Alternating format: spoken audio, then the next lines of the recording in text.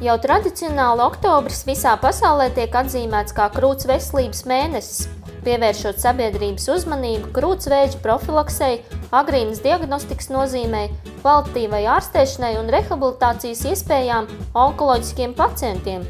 Tādēļ gan ārsti, gan pacienti un atbalsta organizācijas aicina oktobri nokrāsot rozā lentītes krāsā, kas liecina par solidaritāti ar tām sievietēm, kuras cīnās ar krūts vēzi. Tieši krūts vēzis ir visizplatītākā onkoloģiskā slimība Latvijā, kas ik gadus prasa daudzu sieviešu dzīvību. Krūts vēzis mums ir aktualitāte numur 1 onkoloģiskajā jomā, jo visvairāk saslimušo ir ar šo ļaundabīgo audzēju. Droši vien, kad šeit mums grūti būs ieteikt kaut kādus profilaktiskus izmeklējumus, kas varētu novērst no šī audzēja attīstības, bet katrā ziņā pasaulē ir pētījumi, ka sievietes, kas aktīvi, ved aktīvu dzīvesveidu, pietiekami daudz sporto, pareizi ēd, seko līdz savam svaram, ka viņas var samazināt šo risku līdz pat 40%. Katrai sievietei pastāv krūts vēža saslimšanas risks. Lai gūtu sirdsmieru un pārliecību par savu veselību, speciālisti iesaka veikt agrīnu krūts diagnostiku. Krūts vēža izmeklējuma programmu Latvijā veic reizi 2 gados, sievietēm vecumā no 50 līdz 69 gadu vecumam. Statistikas dati liecina, ka sievietēm šajā vecumā visbiežāk tiek diagnosticēts krūts vēzis. Pasaules vadošo valstu pieredze rāda, ka šajās skrīninga programmās viņi spēja atrast pat līdz 15–20% no krūts audzējas 0. stadijā, ka pietiek tikai ar operāciju. Respektīvi sievietes, kas ir šajā vecuma grupā no 50 līdz 69, droši vien, ka vajadzētu izmantot šo iespēju, ko valsts dod, un veikt mammogrāfisko izmeklējumu. Lai gan izmeklēšana ir iespējams veikt bez maksas, vairums sieviešu šo iespēju neizmanto. Tādējādi pakļaujot sevi vēl lielākam riskam, jo tikai saulaicīgi atklāts krūts vēzis nodrošina iespēju pilnībā uzveikt šo slimību. Atgādinam, ka krūts vēzis tas nav nāves spriedums, to var izārstēt. Šogad valsts ir piešķīrusi finansējumu 135 pacientu ārstēšanai, kurām agrīnā stadijā atklāts krūts vēzis. Tiesa gan Latvija ir viena no retajām valstīm Eiropā, kurā netiek atmaksāta vēlīnā stadijā atklāta krūtsvēža terapija, ar krūtsvēža ārstēšanas vadlīnijās iekļautu medikamentu kā standartterapija. Veselības ministrs uzsver, ka vissvarīgākais ir uzņemties iniciatīvu un veikt krūts izmeklēšanu. Mēs runājam par to dienu no dienas, gadu no gada. Nav nekā svarīgāka par mūsu sabiedrības veselību. Mums ir jādod informācija jau no skolas gadiem, mums ir vajadzīga veselības mācība, mums ir jārunā visās iespējamās vietās ar aicinājumu. Ja jūs esat saņēmuši aicinājumu vai ieteikumu aiziet pie ārsta, ko valsts apmaksā pilnībā visas šīs skrīninga programmas, izmantojiet to iespēju, kas jums tiek dota. Mēs redzam, ka, piemēram, Somijā uz kolorektālā vēža analīzes nodod 75% iedzīvotāji, attiecīgajā vecuma grupā pie mums 7%, 8%. Tas ir tieši 10 reizes mazāk. Un mēs ieguldām naudu gan uzaicinot individuāli aizsūtiet šos uzaicinājumus mājās pēc adresēm. Mēs apmaksājam visus izmeklējumus. Mēs atrodam gan priekšvēžus, gan vēžus tiem cilvēkiem, kuri atnāk. Ja mēs zinām, ka sievietēm krūts vēzis ir pirmajā vietā mirstībai un mirst arī jaunas sievietes, un mēs esam atraduši kaut vai šī gadā 180 gadījumus šo 1–2 stadiju, kas ir pilnībā ārstējami, mēs esam izglābuši šīm 180 sievietēm dzīvību. Ministra aicina iesaistīties arī ģimenes locekļus un sabiedrību kopumā. Man ir aicinājums visiem ģimenes locekļiem.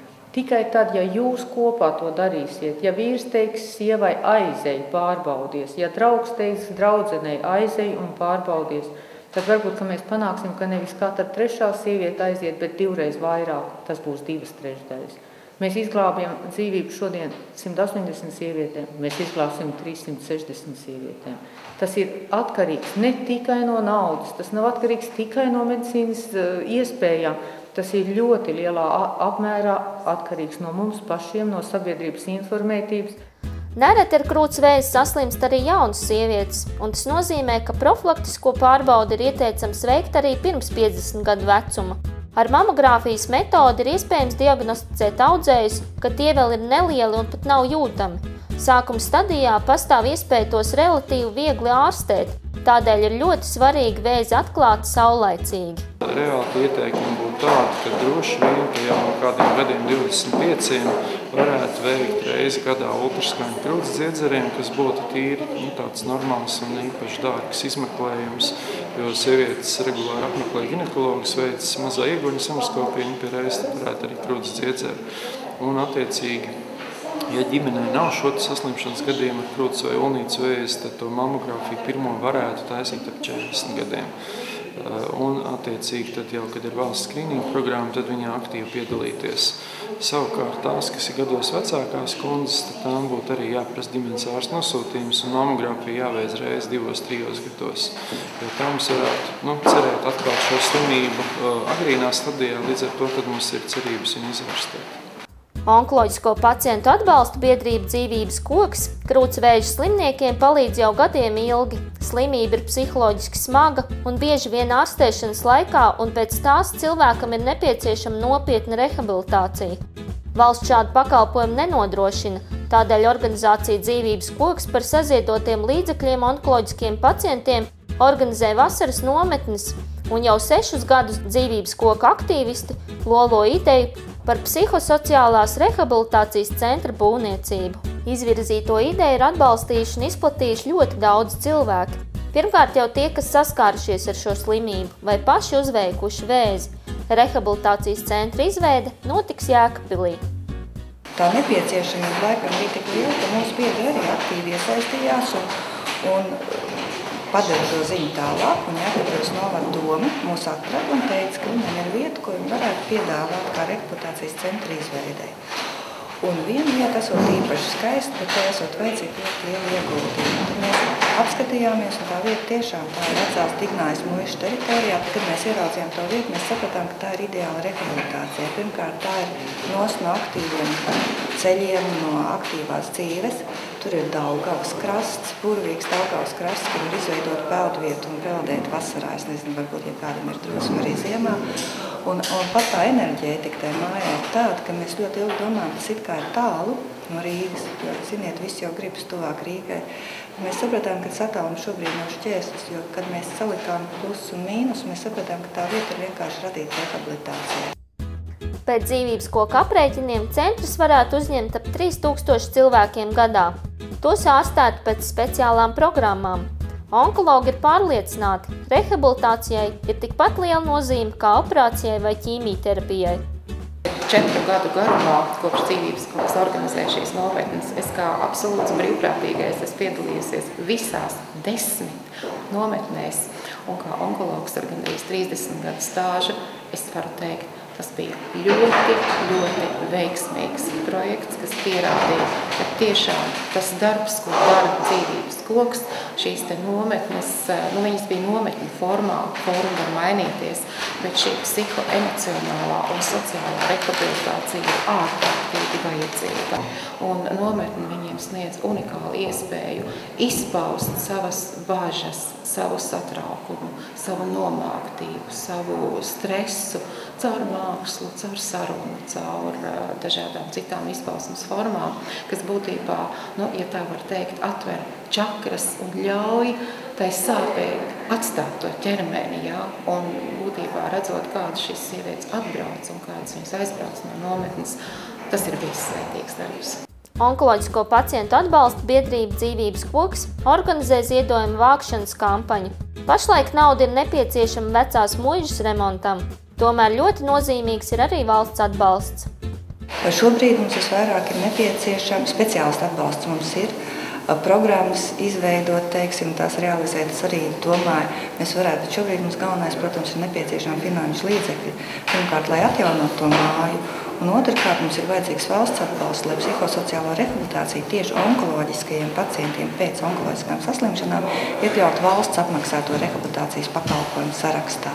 Mēs vienkārši nevaram 40 nedēļas gadā 24 cilvēkiem katru nedēļu nodrošināt šo te par sabiedrības saziedotiem līdzekļiem. Ir kaut kāda robeža, ir kaut kur jāiesaistās arī valstī, tāpēc mums ļoti ir vajadzīgs arī tas, lai šī rehabilitācija tiktu iekļaut valsts apmaksāto pakalpojumu klāstā. Veselības ministra atzīst, rehabilitācija ir svarīga. psihosociālā sfēra, tas, kas ir saistīts ar šo rehabilitāciju, ir absolūti viens no svarīgiem posmiem kopējā kompleksā starpresoru sadarbībā, jo pat ar vislabāko ārstēšanu, vienalga sievietei tā ir ļoti dziļa trauma, psihoemocionāla, jo tas, kas ir pārdzīvots, tas vienalga kaut kādā veidā ir vajadzīgs, lai to var pārunāt, lai no tā var attiekt, lai sieviete jūtas komfortā, lai viņa māks sadzīvot pat tad, ja tas rezultāts nav tik labs, jo katra mūsu sieviete ļoti vajadzīga sabiedrībā.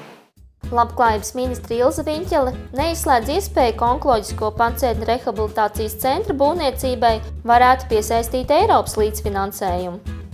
Dzīvības koks ar savu pieredzi iedvesmo un uzdrīkstēšanos, jo dzīvības koks sniedz tādu atbalstu sievietēm pēc ļoti sarežģītām onkoloģijas operācijām, ar tādu pieredzi un ar tādu iejūtību, ka viņiem faktiski nav līdzīgu. Un es ceru, ka pirmām kārtām sekmēsies ar ziedojumu vākšanu šī cerību mājas izveidē, kā arī iespēja būs nākamajā plānošanas periodā kaut kādā apjomā piesaistīt arī Eiropas Savienības sociālā fonda finansējumu, kas būtu domāts alternatīvas aprūpes formu attīstībai.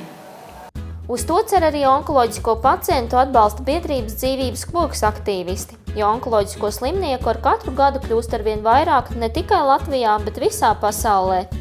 Varbūt Latvijā mums nav šī rehabilitācija pieejama, bet Eiropā tā ir normāla prakse, ka cilvēks pēc onkoloģiskās slimības, viņš iziet noteikts psihosociālās rehabilitācijas kursu, cilvēkam ir jāspēj saņemties, jāspēj sev pieņemt un atgriezties tajā normālajā ekonomiskajā dzīvē. Tas, ka mēs esam pieraduši neizrādīt arī, savas emocijas ikdienā, tas jau nenozīmē, ka mums šo emociju nav. Un ja ir iziet cauri visām tām ārstēšanas procesam, manuprāt, ka tas ir ļoti nepieciešams, un to pierāda arī, tās mūsu nometnes, un pierāda tie cilvēku stāsti, kas iet caur tām nometnēm, un pierāda tie cilvēki, kā viņi atbrauc uz to nometni drūmi ieraušies, un kādu viņi aizbrauc.